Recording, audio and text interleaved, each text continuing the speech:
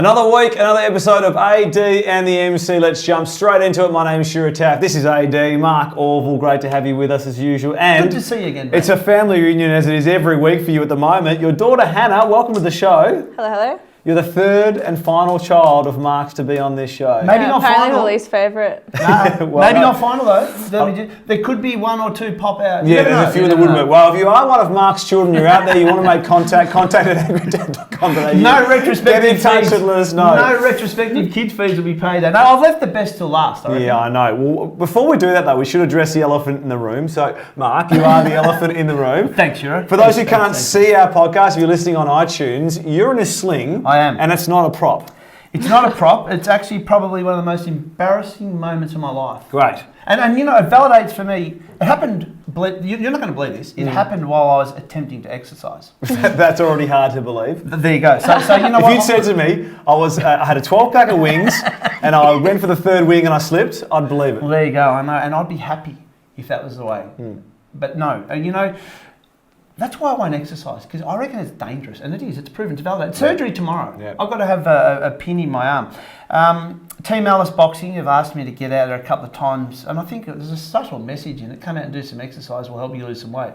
Is that subtle or not? Well, you've lost a bit of weight off your arm, haven't you? No, I haven't. But yeah, so cut long story short, went out there, and the most embarrassing thing, sure, is because I'm going to have to fess up, because there is footage of it, and not footage by the two shithead sons of mine, but the Team Alice boys, because they knew I was coming, just sort of filmed a few things. And 2 minutes into a warm-up, shadow boxing, you know, and they're teaching me technique, right? So it's hard for people to visualise that aren't watching but are listening. But, you know, just left jab, you go forward, lean, and he's saying push off your back leg more. And I'm thinking, okay, I'm listening. And it's hard for this brain to sort of commute these days, right? Yeah.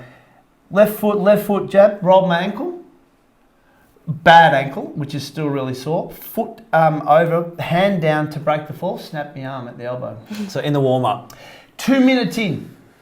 Embarrassing. The shadow boxing. Did he say you needed to go more on your first foot, or did he say you're a moron? I think he said you're a moron, so I wasn't listening properly. Yeah, okay. No, they were good guys, and they felt really bad, but it was me. I can't stand on my own 2 feet. Surgery tomorrow. All right, we'll get you fixed up. I'm out. Golf is my biggest issue. I'm really pissed off. Because as you know, firsthand you experience the fact that 40 statement for points. How many do you have? Oh, we're not talking about your golf game here. So there you go. But they've got footage. Dylan and Mitchell didn't do it. They've got footage. They've given it to the two little pricks. So it will actually see the light of day. Good. I'm going into hiding for a month when it gets out. Hannah, this is your old man. Well, from what I know, yeah. Good. You know, constantly in the public eye. How's it been growing up with what's been going on recently in terms of the press that it happened in your house? It was definitely different at first. It was something that I had to get used to, you know, people coming up to you when you're out in public and everything, but it's so much fun. I love it. You meet so many new people. And how old were you when the Angrydad craze kind of took off? Maybe 15 or 16. Pretty cool. I would have thought at school you'd be... Oh, I mean, there was bits of school, but I wasn't I didn't really do school as well. You know, I guess I probably would have been everyone speaking about it and everything, but I wasn't overly popular at school, so it didn't really have that much. Okay, we've had both your brothers on. We've taken different angles with both Mitchell and Dylan. Mitchell, obviously a lot about, I guess, his childhood and also then the Angrydad video things that he's done. And Dylan more about his career as a football player. Yeah. For you, I mean, you've got those, we know your brother's stories. For you, it's a little different. Tell us about, being the youngest and the girl in the Orville family. Well, I think Dylan touched on it. I definitely had it the easiest growing up. Yep. Being the youngest and being a girl, I guess me and my mum were best friends. So I had it easier again. Now I was always the spoiled one. But it's been really good. I've loved having two older brothers, and I've loved being the youngest because it's been the easiest. She's been the smartest and the most well-behaved too. So you earned that, right? Well, you've had a big rap from your old man every time we talk about it. Yeah. But did you feel that disciplinarian side of your dad much, or you didn't see that as much? Oh no, I did. I was definitely disciplined growing up, but I'm very self-disciplined. So I didn't really have to get it from my parents because I'd send myself to bed, or I was always well behaved, so I was never really needed to be getting in trouble. Never had to ask her once to go to bed or study, do homework. Never, not once. But did you feel that as well? Because Dylan talked about, I know you were probably too young at that point, about the hardness of the discipline with football. Mitchell, a bit cheeky. Did you see that going on in your house and think, I can't act up or this is going to be a problem for me? Or was it just by nature you're just not that person? I definitely saw it, but it wasn't so much like I saw it and I thought, oh, I don't want to do that because I don't want that response from Dad. It was more so like I didn't actually like do anything that needed that response from him. Wasn't in a DNA. So it just didn't happen. It was pretty self-evident pretty early, I reckon. For you, like, having a girl, you've gone through having 2 sons and then you've got a girl. Did you straight away change your style? You and Sharon have to think about that? Because my wife and I, we've got a son. We're talking about it now if we have a second child. And if it's a girl, I already immediately think about how I'll be as a dad. I don't know what that's going to be. You know, she was off the hook from day one because there was no Orville girls for 3 generations. Right. So, like, we thought if we had 50 kids, they'd be all boys, to be honest. And when we found out that Hannah was a girl, I'll never forget the excitement when we told Dad. And my mum was actually in the room when Sharon had Hannah, actually, just because Sharon was happy for her to do that. And there was genuine excitement around the fact that we were having a girl. I think Mum jumped about 15 metres once Hannah popped out just to get on the bed and celebrate and touch and kiss and all that. So it was pretty exciting. But so no, I don't think we had to adjust it at all as such, to be honest.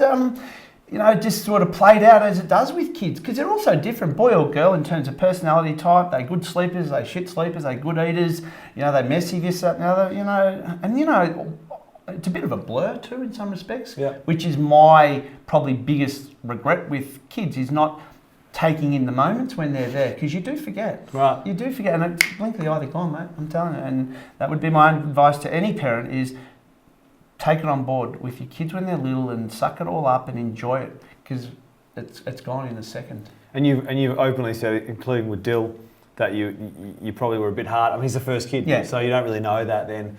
And with terribly. Hannah, you're so experienced, it doesn't matter anymore. Yeah, no, that's right. It was like, was she here or not? Didn't matter. Mind you, I worked. Doesn't matter. When she was younger, I worked a lot and travelled a lot too. I could go away sometimes and be walking with a small suitcase. I might have been to Sydney for 2 days, 3 days, could have been to New Zealand, whatever. Walking with a suitcase and the kids would go, where are you going? Or what are you doing? Where have you been? I've been home 3 days. Is that true or not, Hannah? Yeah. I wouldn't know where I am. Yeah, right. So as long as the credit card was left on the bench, right, that's all that mattered. But what about in terms of raising a daughter, just in terms of even just a safety thing? Would you let her walk home from the station where you wouldn't let Mitchell and Dylan do that? Did you feel that, Hannah, where there were a different set of rules for you, good or bad, that came because you were a girl? I don't think so. Like, honestly, I'm a very trustworthy person. So I always had that. No, but I always had that with Mum and Dad. But it's not about you necessarily. It's about their safety for you. In terms no, she was probably a little bit oblivious to it. Of course, that was the case. The little girl just protected a bit more. But she's a bit of a homebody too, mate. Yeah. She actually didn't go out a lot, doesn't go out a lot, etc. So we probably had less situations where you've had to sort of watch and be mindful of making decisions that you might say, well, I should be no, but we better let it go. Yeah. So that helped us probably as parents as much as it helped her looking back. She's going overseas in 3 weeks to Europe, one-way ticket, doesn't know when she's coming back. So like Sharon is having withdrawal. She's in a fetal position in her bedroom at home now because she's so concerned and worried. Not because she doesn't trust Hannah or she's a 19-year-old smart girl, looks after herself, but it's a bit daunting. This is probably our most and our first experience where it's really daunting. Well, let's talk about that because that is a big deal for a lot of parents, regardless of whether it's a boy or a girl, when your child goes away at 19 and goes into the world. And the world is a scary place. It is. It's got a lot of great things about it, but have you travelled a lot by yourself, for example? No. I've like travelled with my parents a billion times overseas. And I've done one trip. It wasn't by myself, but I didn't really know anyone going. There was a group of us still. But I've never been with it's just me and my one other friend. So it's... And she's street smart. Do you feel ready to, when you're in the streets of Barcelona at 10 o'clock at night, 100%. You don't know where you're going. There are a lot of challenges with travel that are, I guess going to confront you. She's definitely very street smart. Yeah. I'm very confident going with her. I think we're both very aware of what's going on. So, but obviously I'm still nervous at the same time. I know that there's a lot of variables we have to keep in mind, and it's not always going to be our fault. I bought a movie Taken. Just to prepare yourself. I'm never sharing a taxi with anyone. I've learnt that from that movie. Yeah, well, I guess there are rules about, I guess smart decisions you can make going forward, not going with someone that you don't know, not accepting a drink from someone, all those sorts of things. And this is not to scare you. I mean, I went away on a gap year in 2004, and yes, I'm a guy, but young, and I was 21. But mobile phones aren't what they are today. Now, in a sense, it's good because you can constantly keep in Heaps touch. better. Yeah. You can research things, where am I going, Google Maps, all those sorts of Yeah. things. That helps, and I would assume that helps Oh, parents 100%, as well. yeah. Look, we're pretty comforted by it because you never know, ultimately. But, she's going to spend some time with a friend alone, travelling around. She's got some people she's meeting up with and staying with, etc. So there's some support close by if she needs it, you know what I mean? So, and it is what it is. You've got to let them go. She can get out there, explore the world. Knowing Hannah, she'll be home by Christmas anyway, I reckon. But if she's not, it is what it is. Good. Do it now, enjoy it. She's worked hard, mate. She's come out of the whole school process and has used the opportunity to earn some money. She self-funds the trip. She buys her own car, etc. You never have to worry about it. So when she said to you she wants to travel, you were immediately like, no worries? Of course, absolutely. They definitely pushed me to go. Yep. Yeah, they were not Makes sense. don't go at all. You know what happens, Shura, I'm old school compared to you guys, but you come out of school, you then, first you must buy a house, you must get married, you must have kids, and travel and all that sort of shit is secondary. These days I admire the fact that kids actually look at it and say, I want to get out and explore. Now, probably can't afford it, I'm happy to backpack and do it that way, but do it, because you may not get to do it. You get mortgages and commitments and this sort of shit. You're bogged down, and that just adds stress to your life. Get out while you're young and enjoy it. I recommend it for everyone. Well, let's use you as an example then, because you're 19. Tell us what it's like to be 19 in this day and age. Do you feel pressure you have to buy a house one day? Do you feel pressure that the world's really expensive, or do you just go, you know what, doesn't matter, let's go and enjoy it? No, I don't feel like there's pressures at all. My parents have always been really good about it. Like, the first thing I wanted was a car when I was 18. Like, that was something that I was going to do first before I went away or anything. But you had a job. How old were you when you first had a job? Oh, I had a job when I was 15, Yep. but it was just over like a Christmas period, maybe like 6 months. She's pouring beers in a pub now, mate. Yeah. That's how committed she is, because she wanted extra money to go away with. Now, the boys wouldn't do that. They won't get out of bed before 11 o'clock. Pub's already been open 2 hours. They're sitting in the pub having a beer, mate. She's serving them. Yeah, but I mean, so you don't... Do you think to the future at all, or at the moment at 19? Not that you have to. I'm just curious about, and your friends. Do you talk about that? Will we ever buy a house, or it doesn't really affect you yet? To be honest, I've never really had the conversation with any of my friends, like thinking that far ahead. Wow. At the moment, it's like we leave school. 95% of my friends went to uni, which was never really something for me. I knew leaving school that I didn't want to go to uni. Yep. So. Yeah, I guess all we ever spoke about was what we're going to study at uni and maybe like a career we're edging towards, but nothing like saving for a house or where we're going to go that much later. So you live in the moment? Yeah. At the moment, her focus is on FX, mate. She's seen how the euro is tracking the Australian dollar. She's shattered. The 10 grand turns into 6 pretty much. Oh, yes. Oh, she's devastated. That's a bit rough. It's true though. Yeah. It's like, Oh, it hurts you when you go, well, I mean, when I travelled, the pence was 35 pence to the dollar. It was bloody expensive over there. Now it's at least it's 57 or something. It's not too bad. But that's interesting. So can we just go back a touch just to school? Because you touched on it a little bit. For you, school wasn't the greatest time, I believe. Tell us about that. We don't want to go too deep into it, but I'd love to hear a little bit about the school. School was probably the worst 6 years of my life. Isn't that sad? That's really sad. It's sad. It's actually sad. Both my brothers had like an incredible school experience. An awesome group of friends that they all hung out with, which is like, I get a lot of people are like that, but I had like a totally different experience than my brothers. I hated every second of it, to be honest. And when did it start? When did you start to hate it? What sort of year? Are we talking secondary school? Yeah, high school for sure. Like my first few years in high school, I didn't hate it. Like I was with a group of girls that I thought I should have been with. I enjoyed like year 7, year 8, year 9. Still had Mitchell but still, which probably made a difference, I reckon. Yeah, but by year 10, I dreaded it. Right. Absolutely dreaded it. So what changed? My group of friends. Okay. I've always been a very, not confident person, but I have an opinion and I stick by my own opinion. I don't know where she got that from. No, but she's smarter than me. She actually picks her moments when to actually, doesn't just run her mouth. Yeah. Like she loads brain before she shoots mouth. Okay, yeah, sure. So that was probably my biggest issue at school, because I was surrounded by a group of people that followed more so the mentality of, I guess, sheep. There's kind of like a leader and everyone else shares the same opinion, or even if they don't, they just don't. say it, whereas I was happy to stand by my own opinion and, you know, do what I wanted to do and say what I wanted to say. And it wasn't in the favour of everyone. It was to our detriment. Yeah, I mean, sure. Again, talk about elephants in the room. It was an absolute case of bullying. Yeah. You can dress it up as much as you like. It was sheer bullying. And, you know... So how did you first address it? For those parents out there who are at the moment who are going through this, or kids who are going through this, how did you first, when Hannah comes, did you tell them straight away that you're having this, or did you keep it a bit sort of closed at the start? I definitely like to handle situations by myself.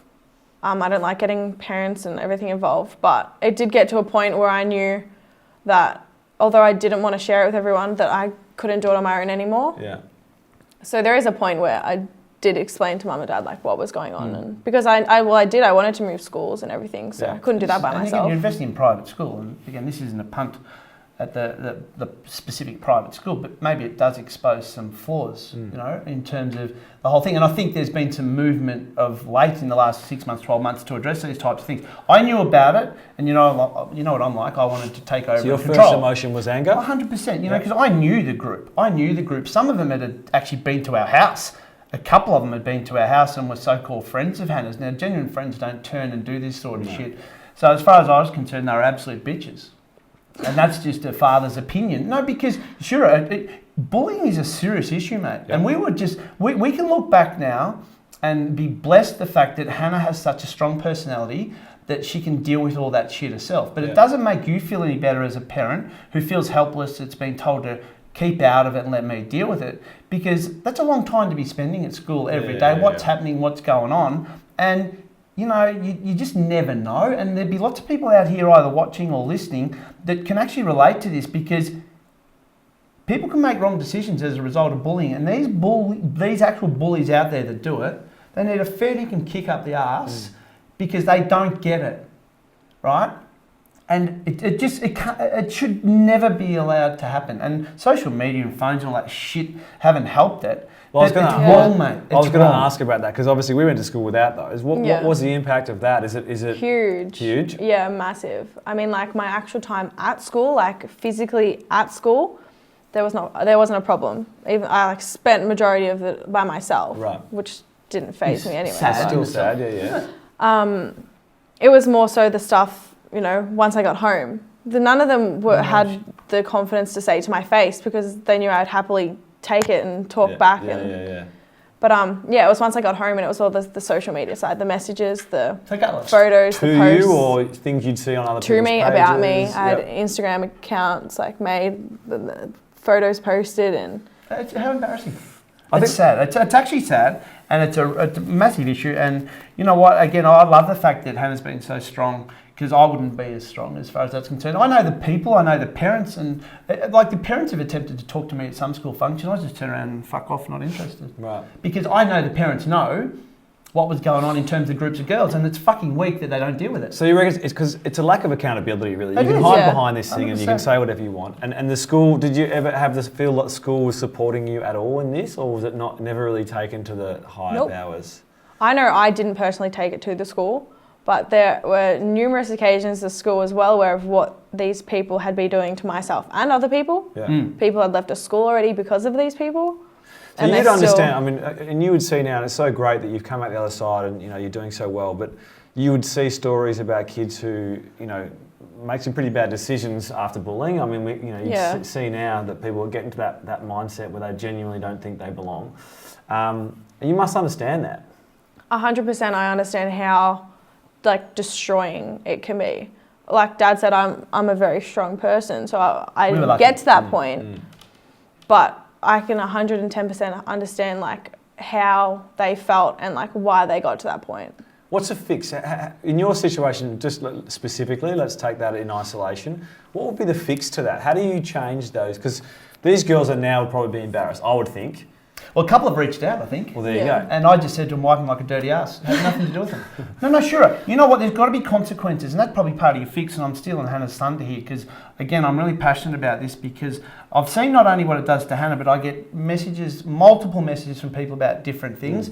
And what underpins a lot of these sort of depression, anxiety issues with young kids these days is bullying. Yeah. And there's no consequences, right? There is absolutely no consequences. And there has to be, whether they're driven by school, whether they're driven by the kids, parents, everyone's involved, etc. That's why they do it. They get away with it, and it's wrong. It's wrong. Well, what do you think would be a fix in your situation? How can you change that? Because kids feel the way they feel. Yes, I agree with you. There's normally a leader and the rest follow. Yeah. Like, is it taking the leader out and having consequences for that person? No, not at all. I don't know. I guess like a fix to try and get out of like that mental state for me was that like I was a lot happier being by myself. Like I would have much rather be by myself than be around a group of people who only like negatively impacted me. Yeah. So it's that whole thing is it's surround yourself with So, positive people, mate. I would. It's hard. Does any part of you think you could go back eventually and help kids in the same, having been through it yourself, to say I can help you and help? Because there are kids right now who are struggling, who aren't as confident as you, Absolutely. who don't know what to do. I would so happily use what I went through to help other people. Yeah. Because you know the sad thing in all this, again, people watching, listening, just talking generally at their own homes, some people don't, the consequence has been so severe for the person being bullied that they're no longer here, Shura. Yeah, no, I know. That's And what you know we're what? touching on, you know. That is, you know what, it's hard enough dealing with issues and tragedy with car crashes and shit like that, let alone things that shouldn't happen, and because people can sit and hide behind this shit. Was there any element in your school of them talking to the students as a whole about how to use social media and to be smart about it? And to be fair Definitely. And, Our school touched on all of that. Yeah, doesn't change much. But That's token again, like to my point last week, a few things. You can tick a box and say, right, we actually had an assembly, we talked to people who said you shouldn't do that, but then they go off and they get caught up in so their how do whole- you fix that? How do you not make a token? There's got to be consequences. 100%. There has to be someone almost dedicated at a school, because that's where it starts, right? Dedicated at a school to say, the bullying officer, I don't give a shit what you call it. Yeah. The door is open, come and talk to me about situations, circumstances, listen to both sides, right? Because there's always two sides to every story, I get that. But where it's a gang mentality, that pack mentality, because it makes them feel good and tough and brave that they're doing it to people, they have to listen. People have to be approachable. Then there has to be consequence. Kick them out of the school. You heard what she said. Yeah. Kids left the school. Yeah. This is parents paying tuition for a private school, and their kids have to move because this group of bitches is picking on them every day. there was zero consequence Yeah. for any of It's them. just bullshit. Well, it's interesting because if you think about it, I would assume both our experiences at school, which would be very different, but the same in the sense that, yes, we would have experienced bullying or seen it. Yeah, I but at the did. end of the day, once the bell went and you went home, you really couldn't bully anyone No. unless you Yeah, saw them at the which is local the difference supermarket or now. whatever else. Yeah. Now, It that comes bullying home with you. is everywhere. I right? got bullied a little bit, right? And this isn't to flip it to me, but to that point, you know what? I could actually choose where I went when I went somewhere. I was probably 13 at this point, 12, probably 12. So you avoid, you know, it's about avoidance. Yeah. With these, you can't avoid No, because you they track you down. Fake Instagram. Well, Instagram accounts. even if you went, I'm off social media, someone can go, have you seen this about you? It doesn't take much. Exactly. 100%. That is the problem too, because you try and remove yourself from it, They but hunt then you everyone down. else is messaging you and Yeah. showing you, and it's just like you literally can't get away from it. Huge So- issue. Impossible. Huge issue. I think we're like at least, and much like what we said to Dylan last week about the mental health side of football and sports people who leave the sport, is they are starting to get that conversation going. I think bullying is starting to be addressed. I know it's not going to. It's a hard. You It's just not, said there's no easy. You understand There's, it's a there's hard. no simple or easy fix. Yeah. I get that. I get Yeah. that. But you've got to have that desire and commitment to be serious about finding a fix. You know, she. Her last day, actually, I'll let her tell you, her last day of school. I mean, I didn't find out. She didn't come home and grandstand about what happened on her last day of Right. school. I found out a week later, or one of her teachers come up to me actually and said, you should be really proud of Hannah. I go, yeah, she's a good girl. And he goes, did she explain to you what happened on the last day? Anyway, I'll let her explain it to you. But I was blown away with it. Didn't surprise me looking back. Yeah. But this... Tell us about your last day. So the last day of school, my entire year level was put into a room, and we pretty much just given free rein to stand up and say anything, a goodbye, a thank you, like directly Roughly tell how someone many just anything. people? How many people do you reckon is Is it all girls, by the way, or is it No, co-ed? co-ed. Co-ed, Yeah. 150. Okay, so quite a big Yeah, group. not Yeah. So every single student in the year level. We had the principal as well and a few teachers in there. You could pretty much just stand up in front of everyone and just say absolutely anything. Right. Personally, I expected at least one of, there was probably like 6 or 7 that I had not a very good relationship with, but I expected at least one of them to stand up maybe and say something or apologise. But it got down to it and none of them did, but weak. I decided to stand up just before it finished. And I told everyone, I said, this is the worst experience, like this few years of my life. I'm not going to lie about it. Could you see people's faces shocked? Did they look like, whoa, was it like... Wasn't more shocked, but looking at the people, they were embarrassed. Yeah. Like I know some of them knew they should have stood up and said something, but they didn't, which I'm okay with in the end because whatever, but... Well, it says more about them, but anyway. And then I just thanked everyone who went out of their way to actually get to know me. Like obviously there was a huge stigma of who I was as a person for everyone, but there were a few that went out of their way to actually get to know me and not just like what everyone else thought of me. And I just thanked them. I said, thank you for doing that. I don't think you realised how much that means to me. How much it helped. Yeah. And by the end of it, I had 2 or 3 amazing girlfriends at school. Did any of those girls say anything post that? Or they tried to? Or was that a long time after when they came back and tried to? I've only started from them this year maybe. And this is 9 months ago when she finished school. October, November last year, was it? Yeah. So I think they would have had their heads buried in the sand, walked out of there feeling And shit, I've actually Yeah. been asked to help one of them with business. Their By who? business. to promote it. They On want to my use social Hannah's media. followers to promote the business? I don't know. Having not been bullied like that, I don't know what it feels like. But I would think the best way to get back is just to succeed. Yeah. They hate Because it, really, of course. you can go and ask for forgiveness or you can, whatever. But really, if you succeed and you look like you're flourishing and you're thriving and you have great friendships and good all that sort of stuff, that's enough for them. Because a lot of the times the 100%. bullies, what hides behind that is something else. Yeah, of course. I don't know who the Jealousy. ringleader is, but maybe her mum is, Yeah. there's something going on in her family. Yeah. All that stuff. Yeah. So really for you, it's about flourishing, right? Yeah. Oh, look, I sit here and sort of get really aggressive about it because I have a strong opinion about it. But there's an old saying, he who seeks revenge best dig 2 graves, right? So it's not a revenge thing, but you sort of look back on it. The whole thing says more about those people than Hannah in this instance, right? And anyone else that's involved with it. But then they come back to her saying, I've got a new business, would you be able to help promote on Instagram? Can you believe that shit? It's like they think that this all gets buried away, right? Yeah, the irony because I'm talking the message above it, and some of the message above it were disgraceful. Literally in the... And I'm talking like the one message above it. So this person could have seen, Oh, that's the last thing I wrote was this, and okay. yeah. It's just people being delusional, being followers, not being And that's strong all enough. I need. Like, I didn't have to do anything dirty or bad back to them. Yeah. But that's enough for me to be like, I won in the end anyway. Yeah. It's not a game, but... So just quickly, in the future, when you have children, what will your message be as they head to school? What can you teach them about this? For me, it's always like everyone goes into school wanting to be the popular ones. Yeah. I want to get in with the popular group. I want to get in, with all of them. But the total opposite. Be yourself. Like the one thing for me, sending my kids to school is just going to be yourself. Like if you have an opinion, stick to your opinion, and don't follow the popular group.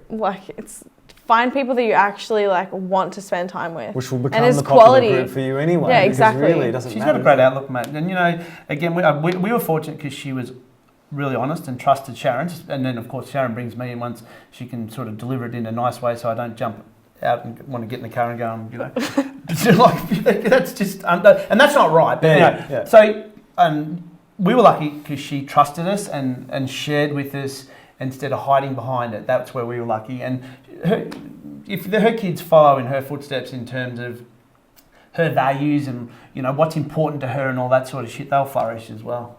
That's a given for me. I like it because she's a good kid. She's a good kid. Well, we appreciate you sharing the story with you. It's very raw. I know that sort of stuff. Thank you for having me. It really is a topic at the moment. It's the forefront of a lot of parents' minds. I worry about Ed, and he's 19 months old. I'm like, see what I mean? Maybe again for those poor parents out there that actually didn't get an opportunity to potentially know about the real issue that has forced their kid or kids to make a really bad decision that they have to live with for the rest of their life. You imagine how they feel, Shura. Yeah. It's gut wrenching, and it almost makes me cry because Yeah. I've seen so many examples of it through messages from people to me. Because we've touched a little bit on bullying out there and Hannah and all that, and then bang, you get inundated with experiences and you feel helpless. Yeah. So someone has to stand up and do something about it. It's not me, right? But there's plenty of people in positions where they actually can to do it seriously if they're fair income about it. Well, you know what? We actually probably should think about getting someone on this show who is an expert in this environment and see where the sort of future is in terms of this. Because definitely social media, as you touched on, Hannah, is probably the biggest problem in this situation with bullying, because it's such an easy way to hide behind what you say. Yeah. We've got to wrap it up for this week. Hannah, when do you head off? 3 weeks exactly today. First stop? Rome. When in Rome, do as Romans do as the Romans do. You have a great trip. Thank you very much for joining us. If you see she's a good girl, mate. She is a new trunk for your old man. Get that fixed. You need a big suitcase to bring that back, mate. Perfect. Anyway, we'll be back again next week, and we might even have a big guest for next week as well. We can't touch on it yet. Yeah, about to lock it in. We can't lock it in yet, but it's going to be big. 18 the MC, all over social media. Make sure you follow us, give us a follow and a share on iTunes and, of course, on YouTube. Until then, see you next week.